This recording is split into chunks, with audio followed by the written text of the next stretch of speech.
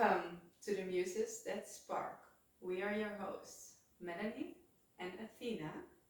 Today we are going to talk about Elizabeth the First. Not the second, the first.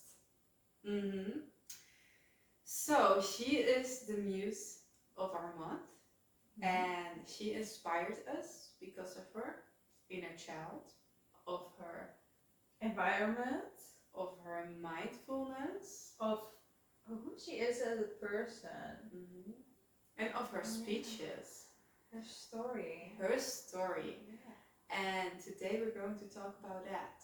So, we're going to dive deep today. It's gonna be a very different podcast than we normally do. Yeah. So let us introduce you to the first ever Muse of the Month. Exactly. And why we do this. So every month we decide to choose a muse, going through our history books or even our current books, who are our muses, who inspire us, that even it's like a moment of awareness how people thought back in the day, and it doesn't differ much from how we think nowadays, or maybe even completely different. But how can we even relate to Elizabeth I? And what can we use? What can we use? Yeah, for today. What can we learn? So I think we should just start. Let's dive into it. Yes.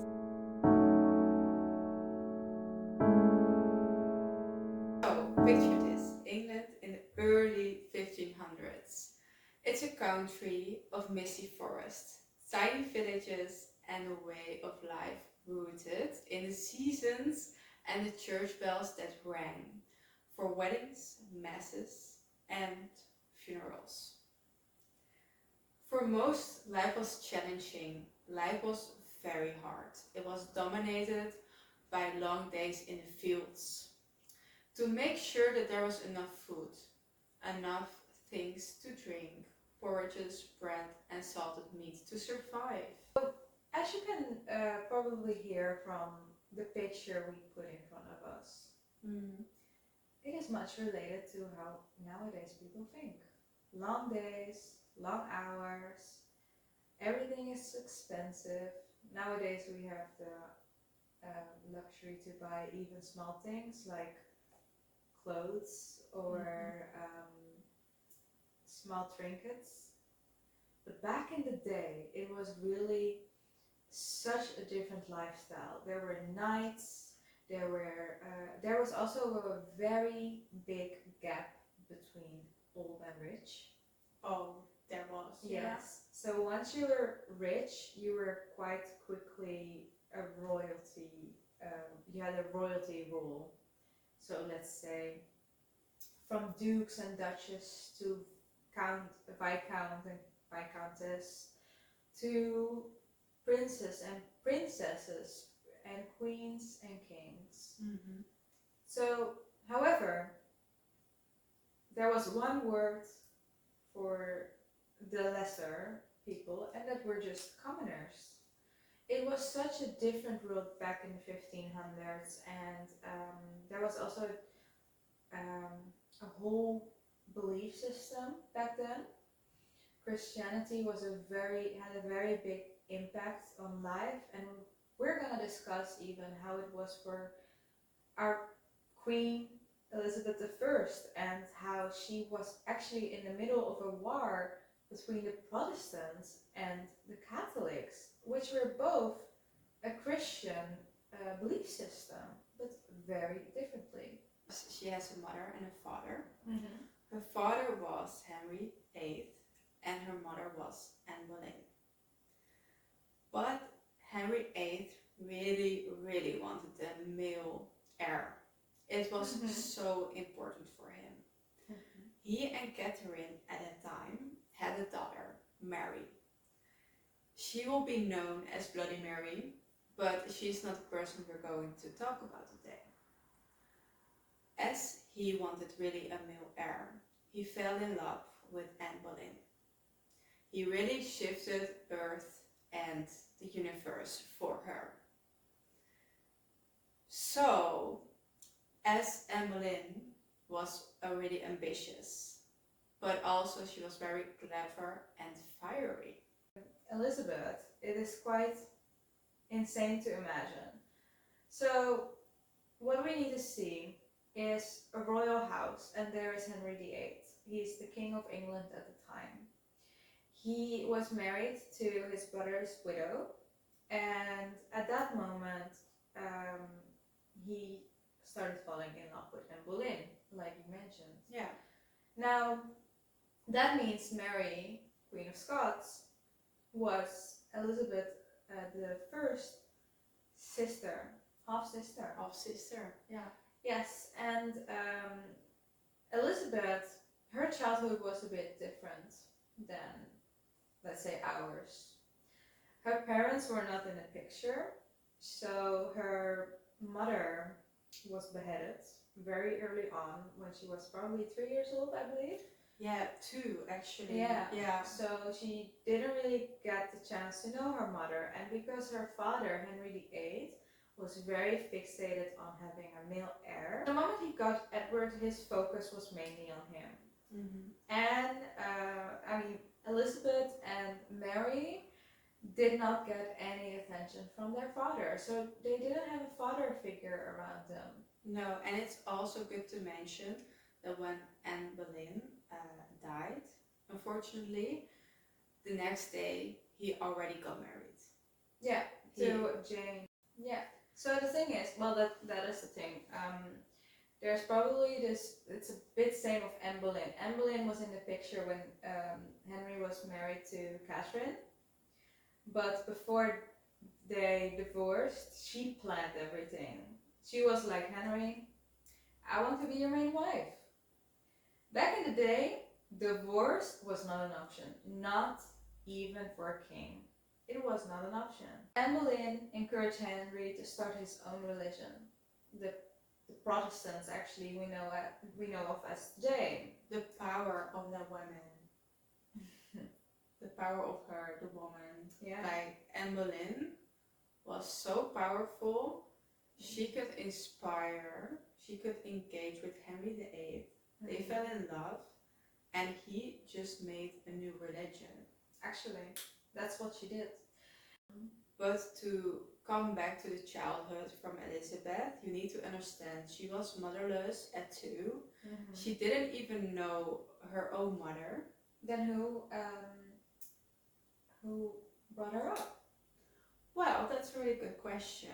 Who brought her up? Well, Henry VIII, her father, was not in the picture, as we said. Mm-hmm. But it was a really difficult time for her. Eventually, her 6th stepmom came in the picture, and she took really good care of Elizabeth, but also of Mary. So that was a really important part for Elizabeth. But the shadow of her motherlesshood, that her mother was unheaded, unfortunately, was taking not a toll, but she noticed it. She noticed it, that it was something that will affect her. Yeah, yes. That will have an effect on her life soon.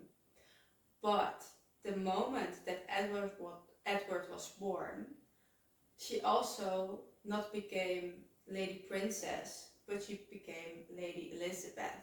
And that's a really important part, because that means that she is no longer going to rule England. She lost her title. Exactly. Wow. Like Mary did. So she had the same experience. Elizabeth was a really, really smart girl, lady, because she got really good taking care of her languages, her history, everything she learned, she was really good at it. So the teachers saw it, so they wanted to encourage it. But she also noticed everything what was surrounding her, how the marriages of Henry VIII has been, how many wives he had, and that made her, as a woman, of course, She saw the impact of those marriages. She saw the impact of also belief system, so Catholic or Protestants. But Edward and Elizabeth were not far apart of ages, so they were a lot together, raised together also, and they were both Protestants. But what was the difference? Elizabeth and Mary, well, Mary was Catholic. Yeah. Because of her mother. And Elizabeth and Edward were Protestants because of their father. Yeah. So important to know is when Henry VIII died, it was a really rough time because Edward came on the throne. He was only 15 years old. And when that happened, everyone became Protestants. The whole country. The whole country. It was already Protestants, but because of Henry VIII, he encouraged it, but not everyone was Protestant. No. There were also many Catholics. So Edward was a really, really harsh Protestant, and that's why it was really hard after when Edward died.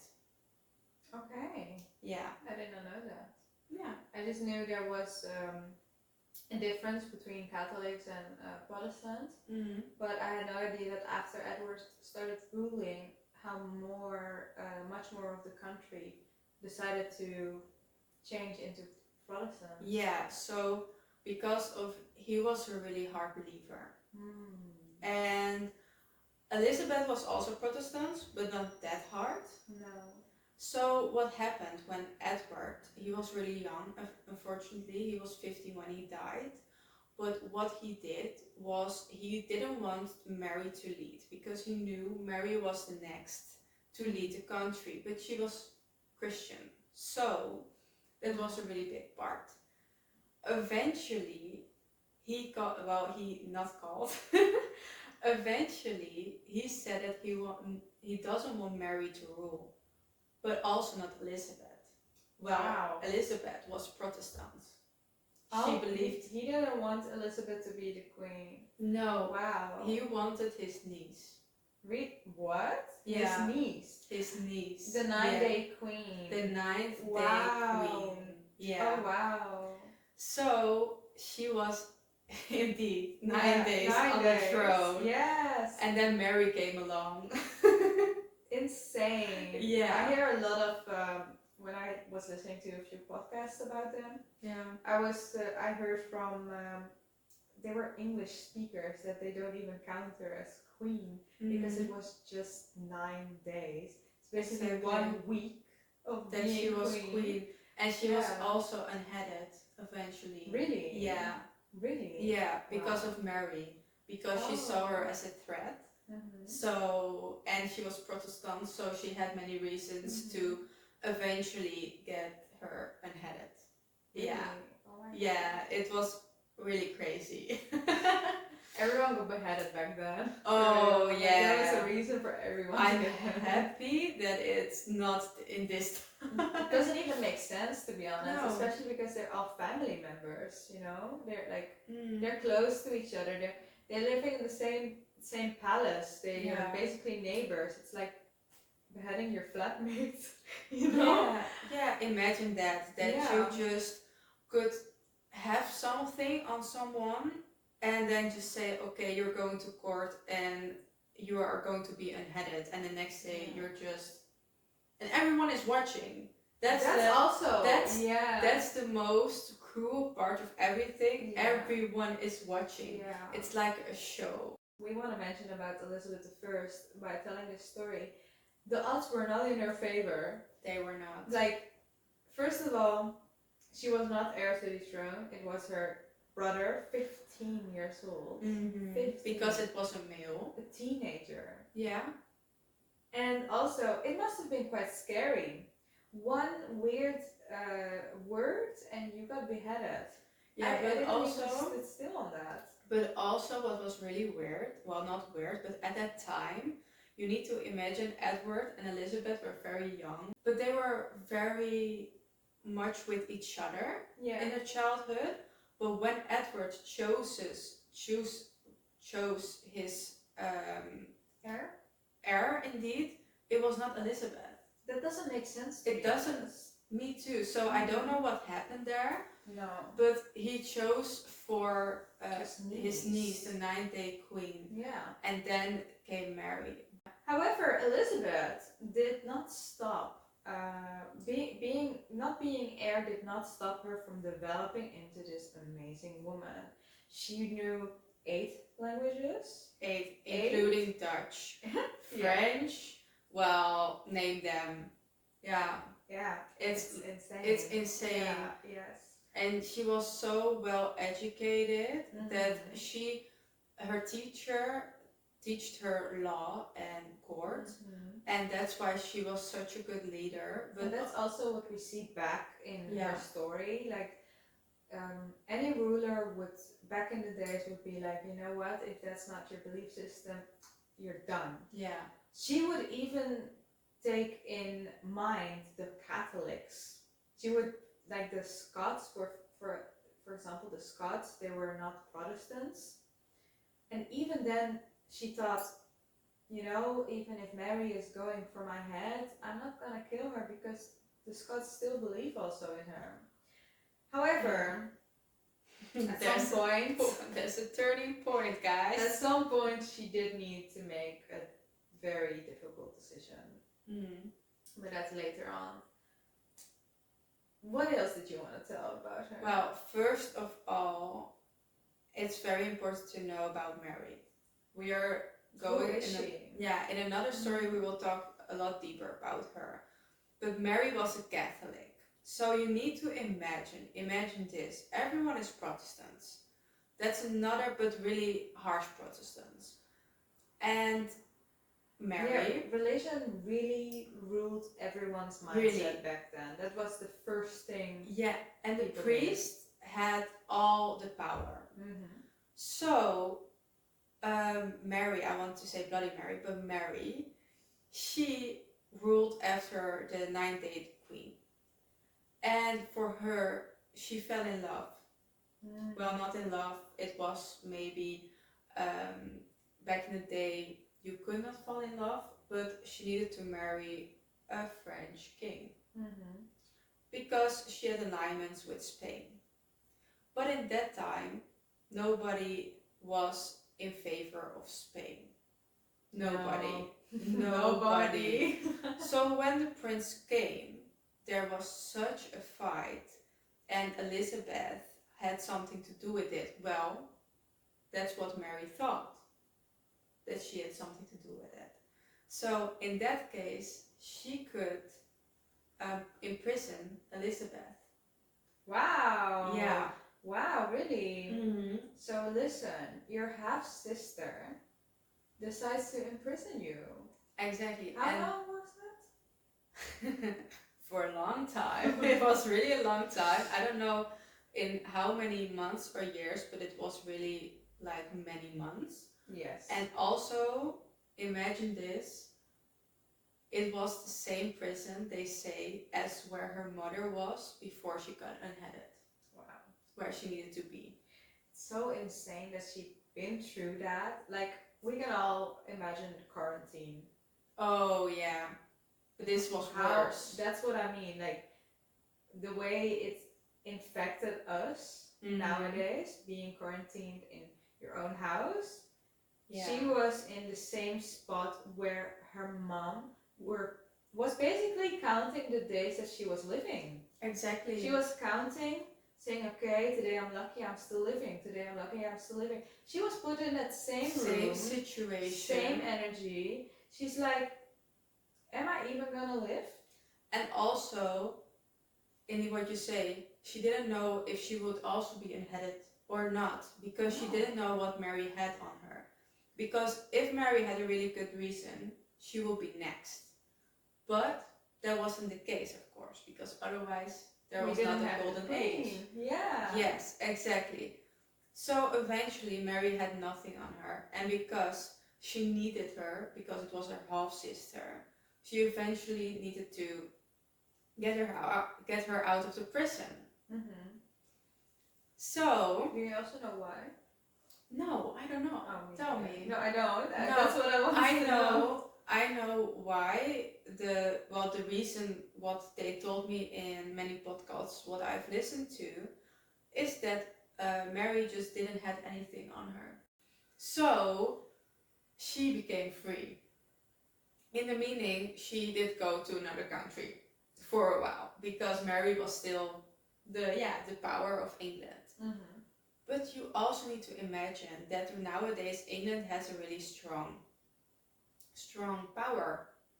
Well, almost everybody speaks English. Well, not everybody, but a lot of people are speaking English. Mm-hmm. At that time, English was not a well-spoken language, so it was a language that nobody knew. Mm-hmm. Mm-hmm. So you need to imagine. So back in the day, what was it? French, Latin?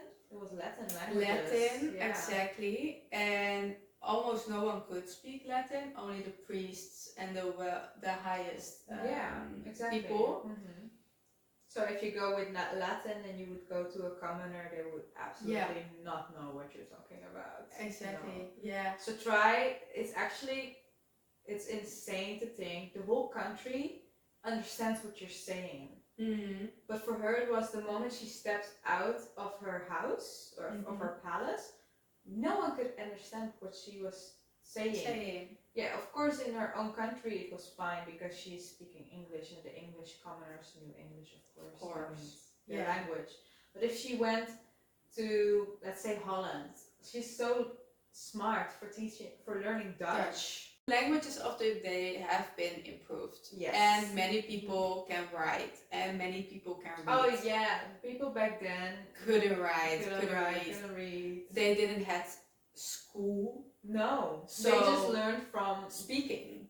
Well, yeah. And the church. Yeah, and all they knew is like not really different solutions. It's, for example, if you were born a farmer, because your dad's a farmer, you become a farmer. You are, yeah. That's it. If you have a smith as a dad, you learn to be a dad. So it's like one rhythm, actually. Did you know, I didn't know this, I was in Czech Republic and we were told about, I don't know how it's named, but you know the people who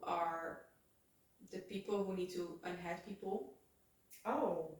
So yeah. Oh, I really don't know. I also right now don't know the name. Let me know in the comments, please. Yeah, please. But the people couldn't like become it. No, they were born to it. So the families, really? yeah. So the families, like you're born to behead people. Yeah, really. Wow. Yeah, and if you weren't it, you can only become it to marry in such a family. So no one would marry those people because they had, yeah. What? Yeah, it was really that in the time. Whoa. Yeah. That's insane. So indeed, if you were a farmer, you were a farmer. But also, if you if you were born in that kind of family, you know what your future is. Or will become. Wow. So back to Elizabeth. She fled the country. Yes. Mary ruled on England. England became Catholic again. Wow. Yeah. It changed. Wow.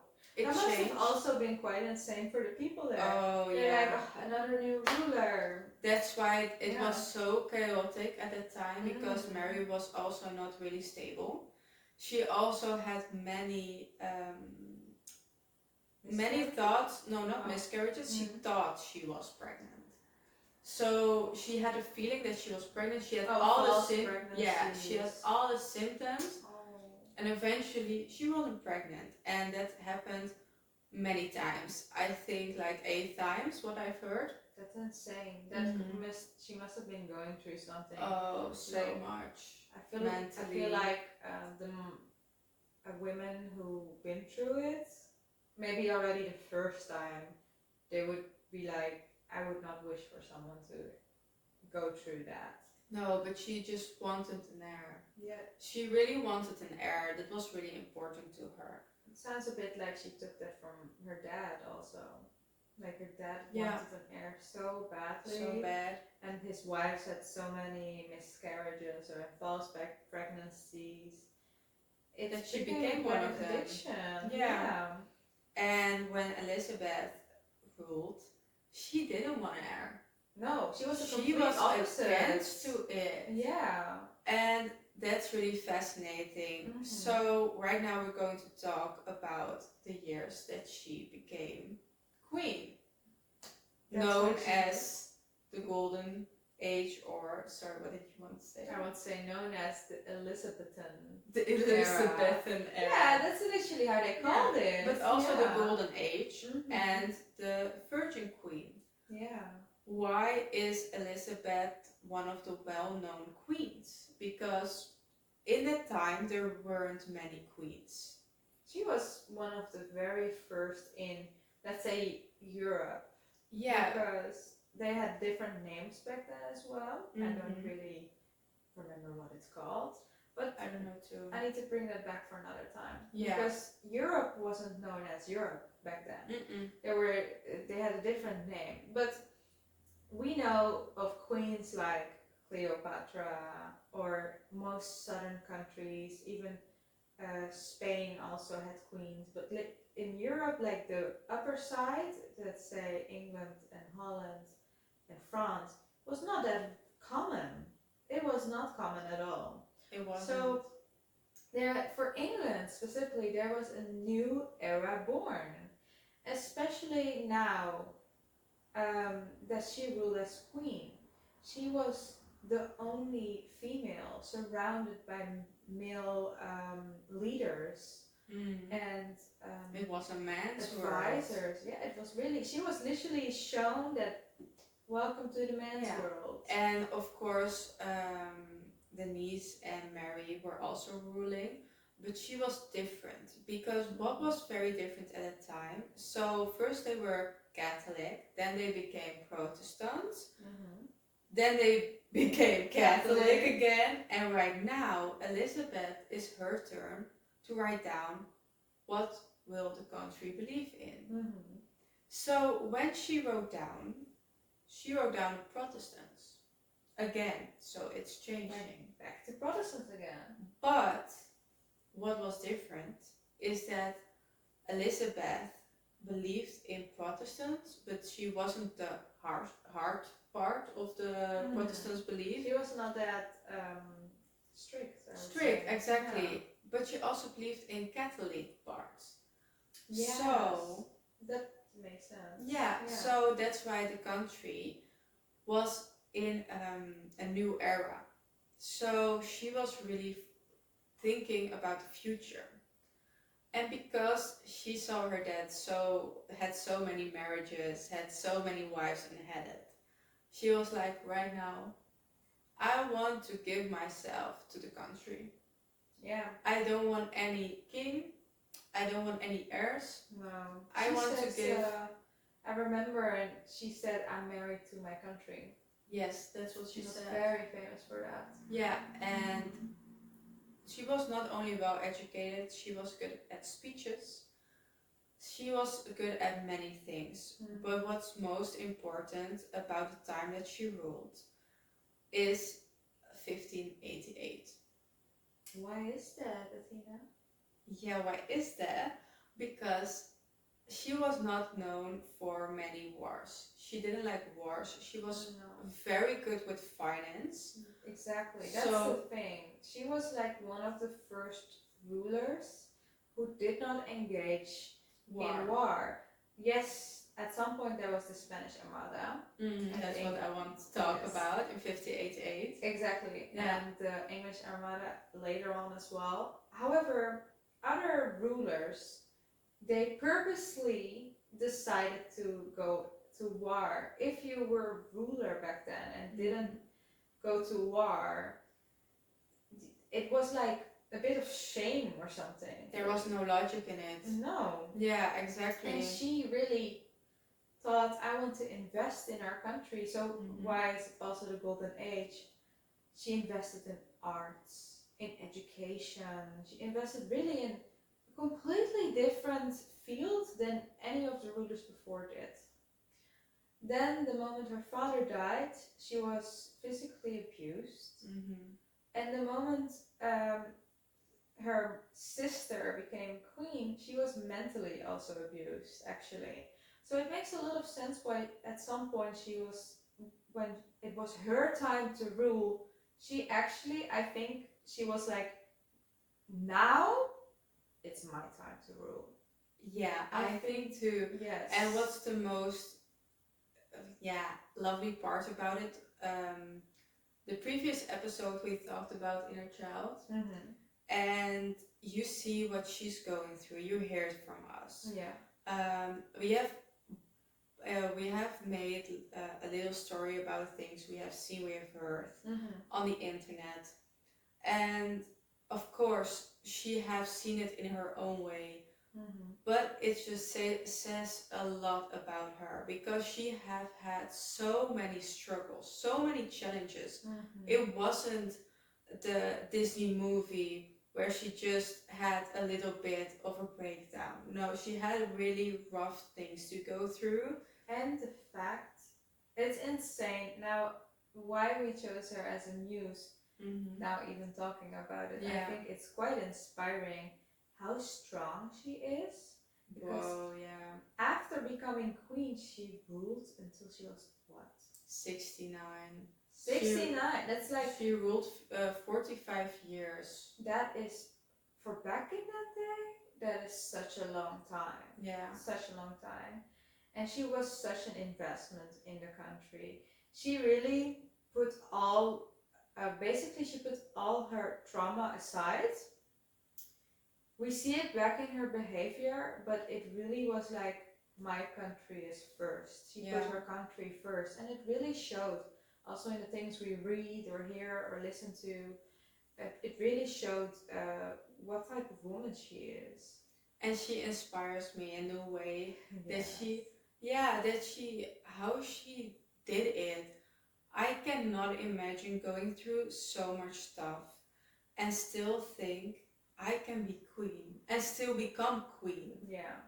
Literally, she was days, months in prison, and she chose to still be queen.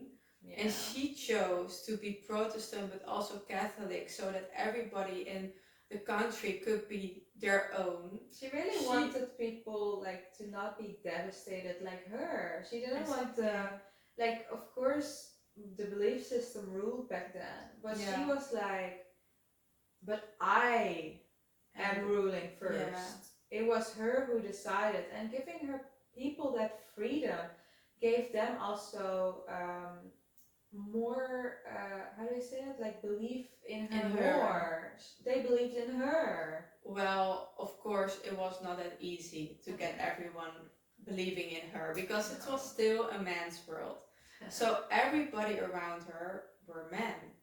Her advisors, everyone. They were questioning her virginity, questioning if she was capable of even ruling a country, questioning for heirs, questioning for king. There were also men who really tried to be king, to get her off her throne. Tried to marry her. At some point she was in love with one of her misters. Advisors. But and they were almost even going to marry. Almost. But then there was this rumor about him killing his wife. Because she suddenly fell off the stair. Oh, how did that happen? But that must have also, actually, thinking about it, that must have hurt her a lot. But to come back at the war from 1588, there was such a beautiful speech. I have the body but of a weak and feeble woman, but a heart and stomach of a king. Of a king of England too. Nobody believed that they could win the war. Yeah, like I remember someone mentioning she was so lucky with the weather that it helped England a lot. I really think that was the moment, like, God or the universe or how you want to call it was on her side. Do you think she manifested at that time? Do you think they did something like that like we do right now. I think she believed so much in her country. She was like, we are not going to be defeated. Well, yeah. She wouldn't be defeated. And if she did not believe in it, listen, like the other men, they were even hesitant. They were like, all right, she gave this speech, but are we gonna win? Because it's a live or die situation. Yeah. Everyone was nervous. And she gave this speech, and I think back then this speech encouraged the men. Yeah, it motivated. Yes. Because she mentions, yes, I am just a woman, but my heart is also with you. I am your king. She made it to a male form, making her subjects relate much more with her, because she was surrounded with men, of course. Of course, and all people, all men, were the people who were going to war. Yeah. And there were not any females. It were just men. Yeah, it was not spoken of being female and No. being a warrior, actually. No. And it is good to know, because the funny thing is that what Elizabeth did, they wrote a letter to the Dutch. Really? Yeah, so she encouraged the Dutch to help them with the war with Spain, with the Armada in 1588. Well, remember what we said in the beginning. No one really was happy with Spain anyway. No one. So they helped her. But good is to know is that what happened, the first fleets of Spain were coming to England, but they were all defeated. So the second group of fleets were already turning around. Yeah. Really? Yeah, they were turning around back to Spain, and it was really harsh because they needed to go through the big weathers again. Wow. Because the English fleets were already with the Dutch fleets. So Elizabeth was also very lucky that day. Yes. Because what I've heard is that they had a next war, and it is not a war what's well spoken about, but that they were English Armada, is that it? Yeah, also with Spain, but that they didn't win that war.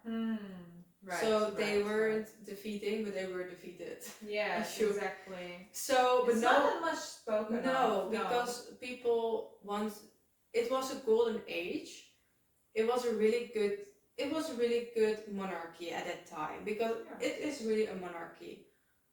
After that, after the war, this is really important, because I didn't know of this, but war cost so many money. Yes. So what happened was the finances were bad. Her advisors were dying around her because they became older and older and aged, of course. Yes. So her good advisors, who she trusted and believed in, were gone. So she got new advisors who only cared about money and themselves. And after that, she became older, and a smoothie of that was not a really good smoothie, because the taxes were smoothie. The smoothie. Like the drink? No, if you combine them together, so very bad finances. Her advisors were gone.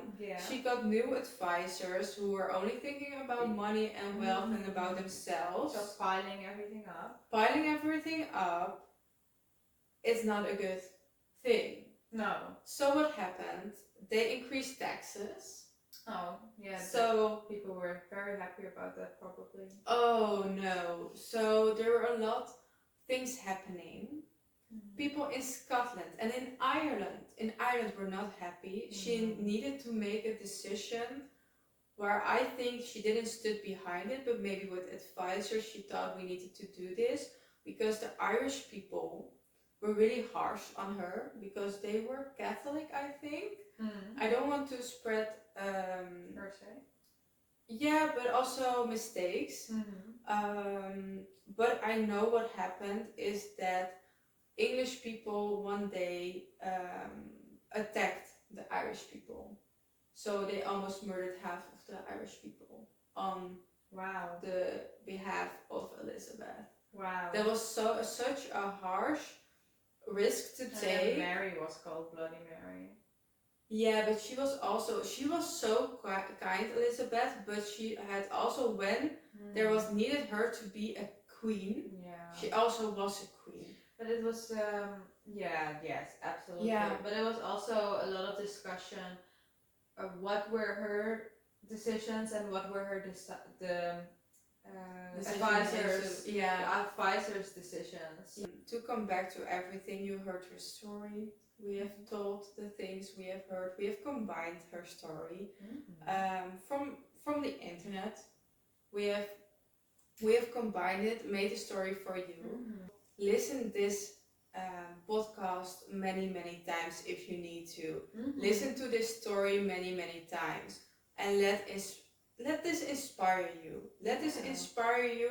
Write it down. What inspires you? Oh, let us know actually in the comments, like what part inspired you the most? Yeah. Like, or what situation is hanging in your head? For me, it's really, it really is the part where she and her half sister. It's insane. It's a man's world, and yet the two women were fighting each other. And that's also the thing. They were not really fighting each other. They were put in a situation where they had to. Well, and that's speaking about the environment. Yeah. It's really the environment, what makes of you. And what influenced them. And decisions they made. And as I said, the advisors she had before were really good for her. That's why she had a golden age. She didn't do it alone. No ruler can do it alone. No one can do it alone. No, so your environment, the people who influences you, is really it says it all. But she needed those advisors. If you think about it and pass through it to everything she's been going through, how was she able to create a golden age? She needed advisors that would have said, yes, Elizabeth, we're gonna fix that. Yeah, absolutely. And also give her good advice and also be there for her. And what the fun, not the funny part is, but when the advisors were gone or were unfortunately died, she got new advisors, but not the best advisors. That's why when she got older, it wasn't really the golden age anymore. There were a lot of things happening, like in the music, in the art area, but they don't know if Elizabeth really had something with it. But that's something you need. Yeah, that's a discussion. That makes sense. Yeah. She's still human, you know. She is. And back then, being one of a monarch had a lot of power. So if she decided to, let's say, she said everyone tomorrow is gonna eat this certain type of dish. Yeah. Then it would happen, you know. Yeah.